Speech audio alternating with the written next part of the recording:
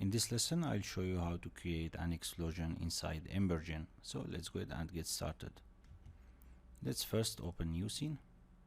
Don't save. And we have the fire. I'm gonna delete the particles. Of course, you can use the particles to create explosions too, but we're gonna focus on the volume emitter for this lesson.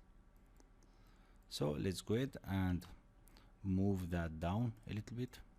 Let's first show it and move it down, not the emitter, the shape. Let's move it down and slightly going under the ground. This will give us a nice explosion. So let's go ahead now and turn off show emitter, and we have just a fire.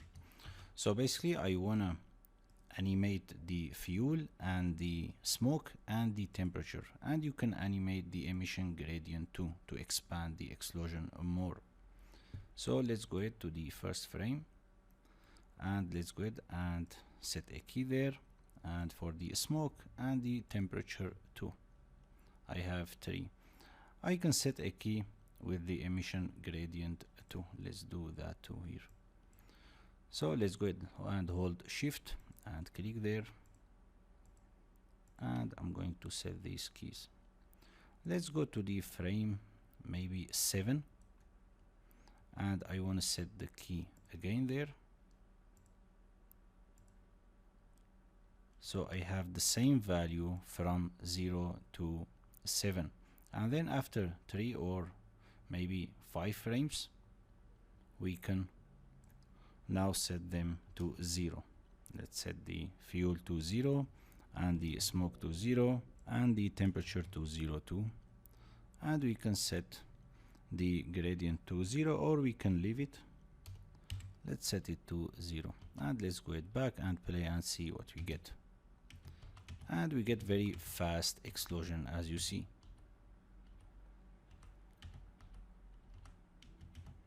Now I'm gonna go to the first frames, and I like to increase the fuel amount maybe to 300, and let's see.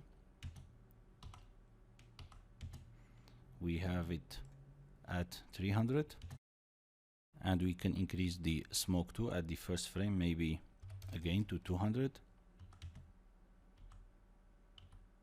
Let's go to the curve editor so we can see what's going on. So I am using control and mouse scroll to zoom in. As you see, we have some issue here. I can lower that, and we can increase the temperature maybe, and increase all of them at the first frame, and then they are going down, as you see. Let's move that down a little bit. So now let's go to the simulation, and under the force I want to set the buoyancy maybe to 250 to make the fire rise faster, maybe more, maybe 300. Nice. Now let's go back to the keyframes.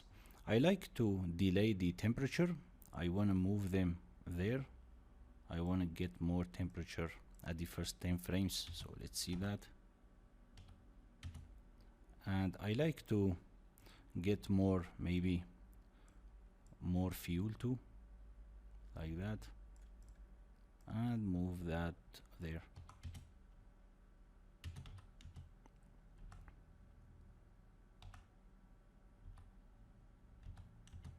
We need to expand that more. Let's go to the emitter and let's set the gradient maybe to 60. Let's see how it works. As you see, we have more expansion there. Nice. And for the smoke, I think I'm going to the second key here, and I want to emit more smoke too, maybe 200. So it will be 200 at frame 1 to the frame 7, and we should get more smoke, as you see. It's a good idea to work on the timing of the explosion before going and increasing the resolution of the container. This will make the viewport works faster. So I think I'm gonna go to the force noise, and I like to set the scale maybe to 2. I want very detailed noise, and octaves to 2 to add more details on the smoke. And let's see it.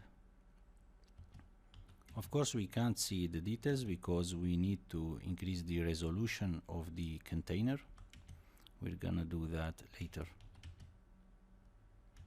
I like to go to the shading, and I like to change the flames type to black body, and it's looking great. Let's go to the shading again, and under the smoke we may need to increase the density scale from here to make the smoke thicker. Let's go ahead and turn off the sky box too,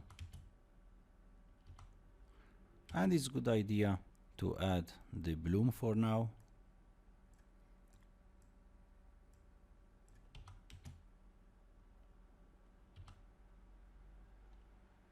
I think it's looking pretty good. For the smoke color, I can change that to maybe single color, or we can click on exposed color gradient. It's up to you. Let's go ahead and choose single color for now and see that. Or let's go back and change it to color ramp. As you see, I have two colors. Let's make the first one a little bit darker, and the second one too a little bit darker maybe.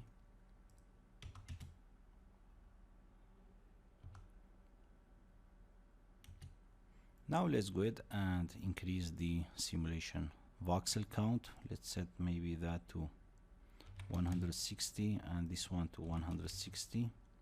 I have 6-7 million. It's too low. Let's set that maybe to 180 by 180. Hit apply and let's see it. As you see, we get more details on the smoke.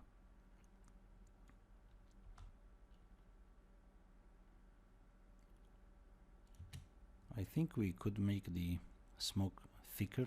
Let's go to shading again, and let's scroll down to the density scale.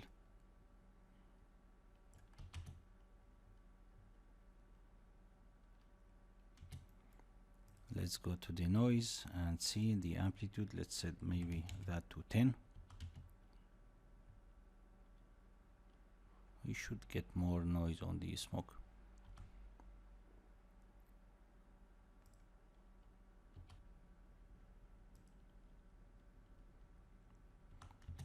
Let's go ahead and hide everything, bounding box, and let's hide the ground too.